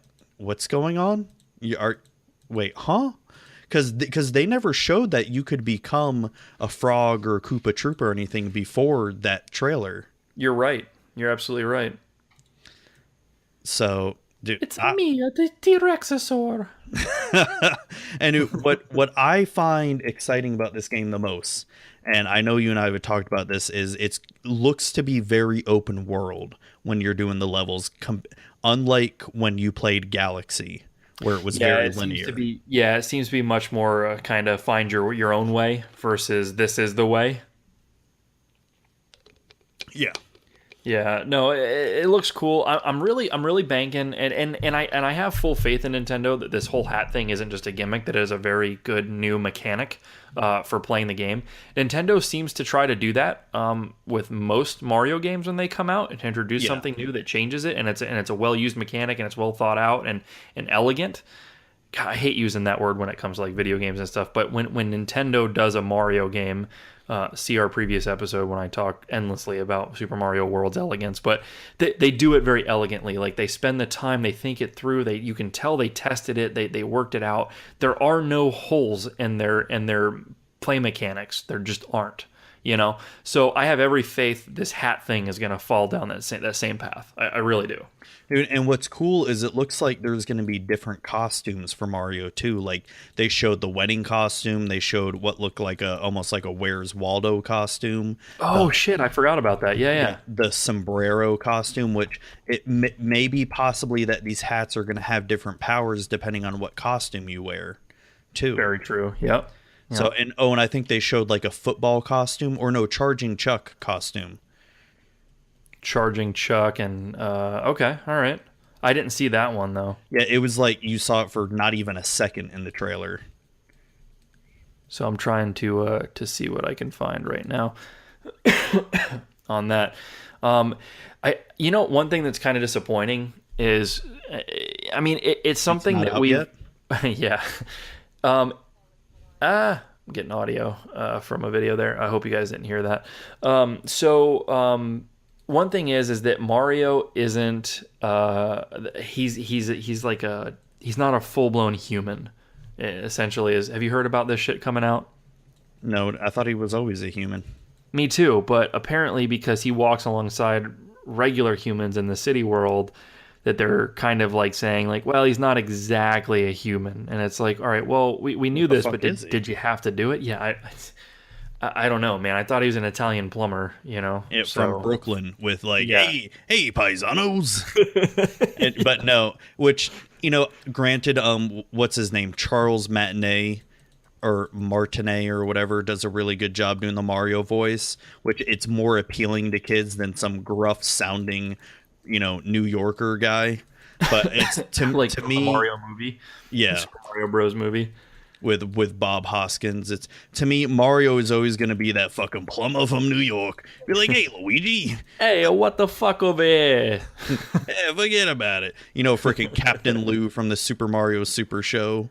That's so true. Yeah. So both Mario, like real life IRL Marios, were kind of that whole persona, weren't they?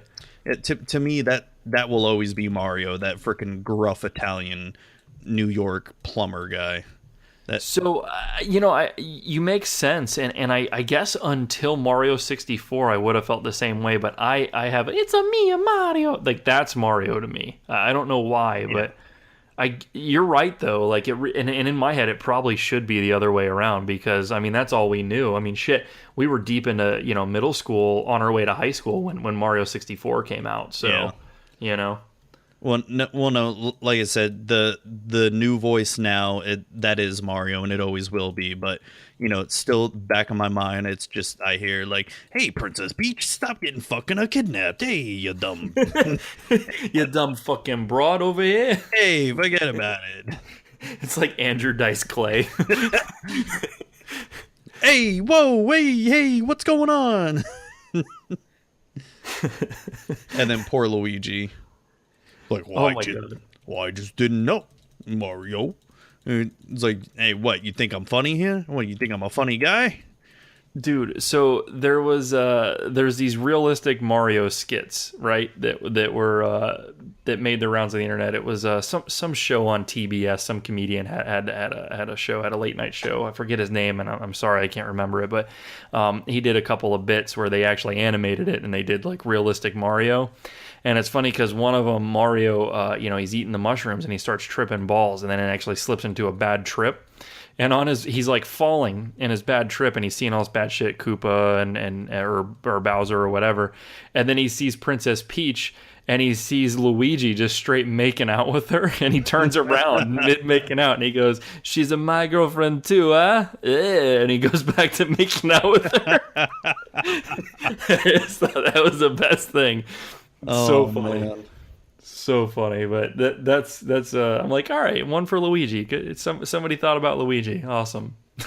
Yeah, poor Luigi. He's such a piece of shit. He gets the shaft, dude. And then his only 2 games that he has, well, I think he has like 3 games, but the 2 main games that he had, the freaking Luigi's Mansion, like he's a little baby back bitch. he's a scared little pansy. It's like, what the fuck?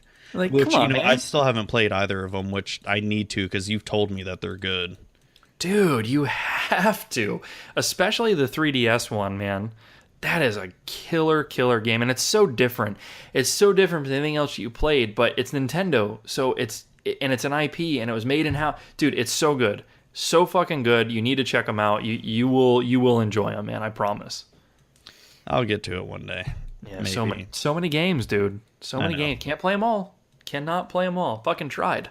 Can't. Yeah, can't do it. It's why I podcast about games now. We talk about games more than actually play them.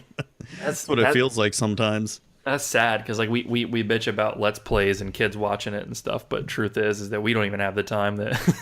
Well, no, dude, and just going on games. That's how I feel about when I do my Magic with Zuby too. It's like I talk more about Magic than actually playing it. I mean, at least lately, it feels like shit. We should try and take a stand against that.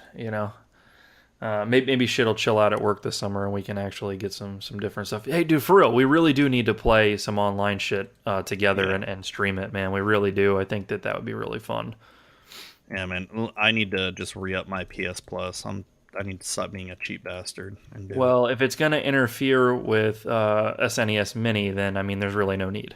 Yeah. So, the priorities, you know what I mean? Oh, I know. Because when that comes out, I won't even know what a PS4 is. Just so we're clear. They're up to 4 now? When the fuck did that happen?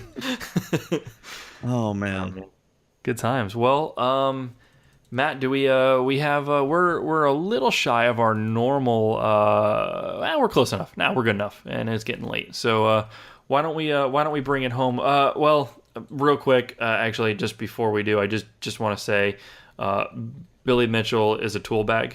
There is actually an interview to which he tried to make himself. No, how dare you? You know what? That's it, Butler. I'm done. All right, I'm not doing this. I'm not doing this podcast anymore. How dare you talk about Billy Mitchell that way? You gonna join the Classic Arcade group on Facebook and ban me, Matt? Yes, because I said I'm gonna ban you. Whatever. All right. So Billy Mitchell is like he is the original like record holder of Donkey Kong and Pac-Man. He did like the first perfect game on Pac-Man and whatever. Holy shit. You guys go on YouTube and watch King of Kong. It'll actually look like it's in Spanish, but it's not. It's just I think they do that so they don't get it pulled.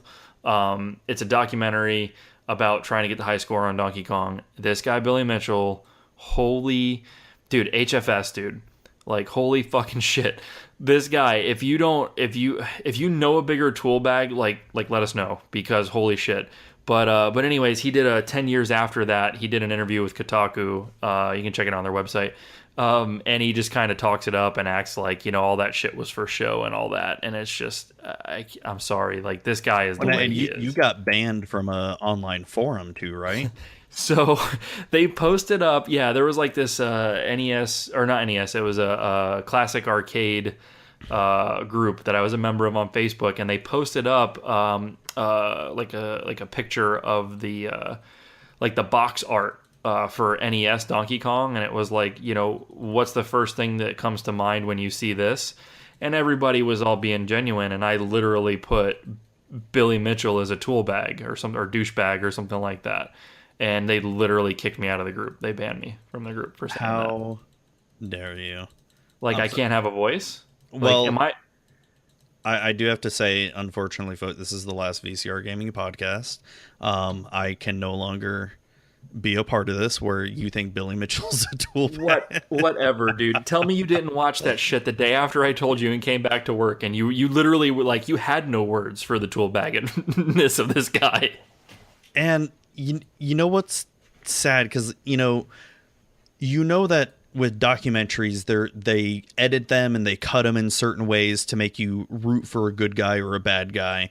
Absolutely. And then like when you watch and hear stuff or read stuff about Billy Mitchell offline that's not related to this documentary, he's a fucking tool bag. No, he is that guy. Like, yeah, that wasn't a persona. No, it really wasn't. And okay, maybe they edited it for sure. I'm sure they did to play up the villainness of him. Yeah, absolutely. Maybe he's not as much of a villain.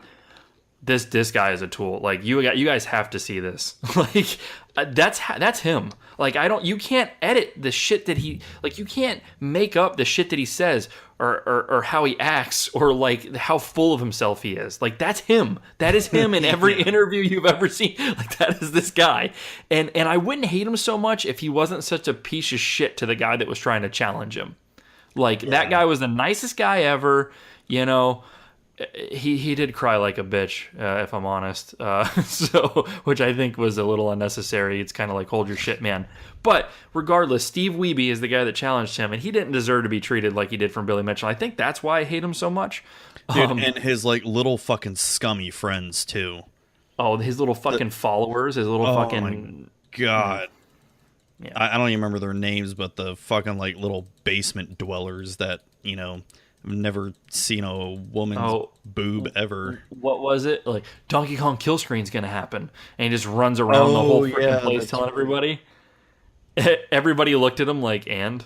Like, who the fuck are you? Dude, no, and some of the best part, the guy who had to watch all the high score videos.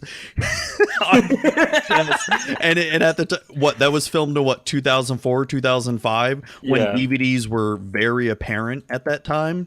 Yeah, he made everybody send it in on VHS. And he's like, yeah, sometimes I just gotta watch it for 48 hours. I'm like, dude, go get laid. Holy shit. The guy that has to like verify the records has to watch these videos start to finish, and some of these games take 8 hours to get to a perfect score. Sometimes longer. This guy just sits and watches them every day like that's his life. It's like, dude, that's a sad existence. You guys have to see King of Kong. If you're not entertained, you can punch me. Like, you have to go see it. It's on YouTube. Just do search King of Kong. It's the very first one that pops up. It looks like it's in Spanish. It's not.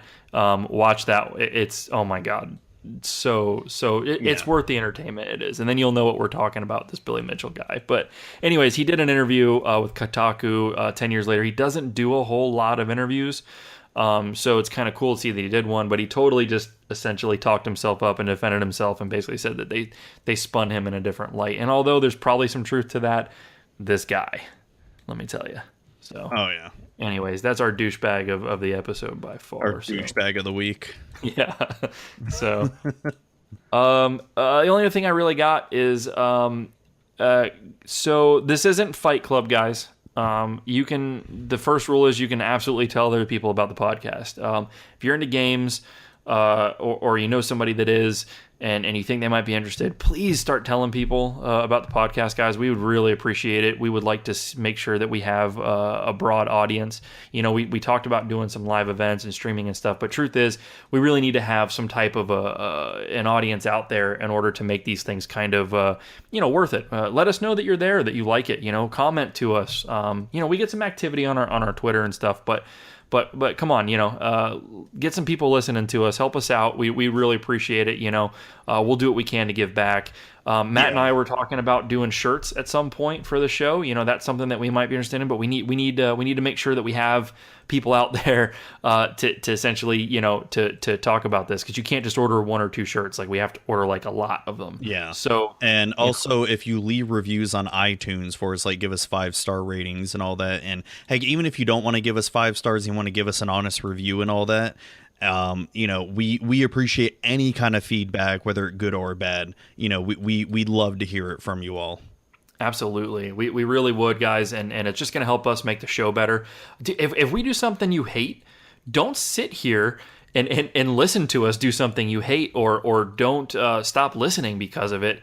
Tell us. We read everything, so let us know. We'd love to hear what you guys like, don't like. We'll focus in on the things you guys do like.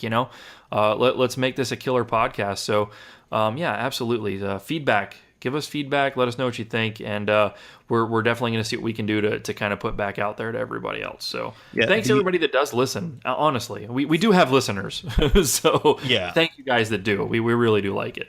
And the only person's feedback we won't listen to is Super Fanboy Brian, because he doesn't exist in our hearts anymore. Yeah, he abandoned. Yeah, he abandoned us completely, and I hope he can't sleep at night while he thinks about how he abandoned us. We hope he has, Brian, we hope you have night terrors. I hope that he has sleep paralysis, and then when he wakes up from his sleep terrors, that he sees us standing at the edge of his bed just saying, "Why did you leave us?" Yeah.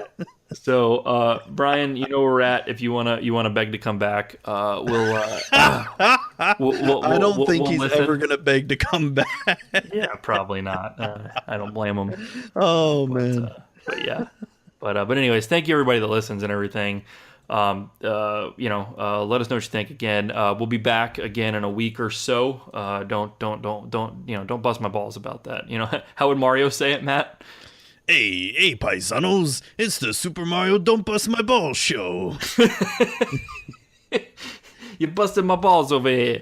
Forget about it. But that's about it, guys. So thanks everybody. We'll get with you guys next time. Thanks for listening to the VCR Gaming Podcast. Matt, take us away. You can find VCR Gaming on iTunes, Google Play, Stitcher, and TuneIn Radio. If you wish to contact us, you can reach us on Twitter at VCR Gaming. Is it just at VCR Gaming? Yeah, it is. It is. At VCR Gaming. We are also by email at vcrgamingpodcast@gmail.com. We're also on Facebook at facebook.com/VCR Gaming. I think that's about it where they can find us. Where can they find you, good sir?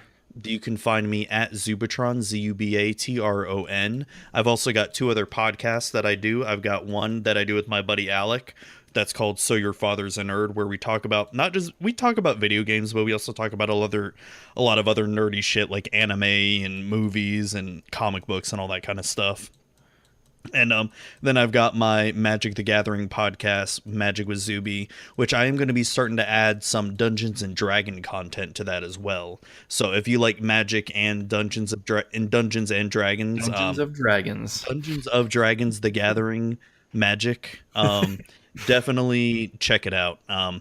It's going strong, and this year I'll be hitting 100 episodes, probably almost getting close to like Thanksgiving time. I should be hitting 100 episodes. Killer. Nice, man. Yeah, man. Nice. Excellent. You heard, actually, you'll hear the commercials for those in the beginning of this podcast. So, I'm playing with your mind, a little time travel there. You can find me. I am at Killabeez2T. That's KILLABEEZZ, the number 2, then the letter T. That's on Twitter. You can get at me. You can also get me, PSN is just KILLABEEZZ. Look me up. Tweet me if you really are looking for me that hard. I know I'm not the easiest with my freaking kilobeezes, but it's not my fault that everybody takes it.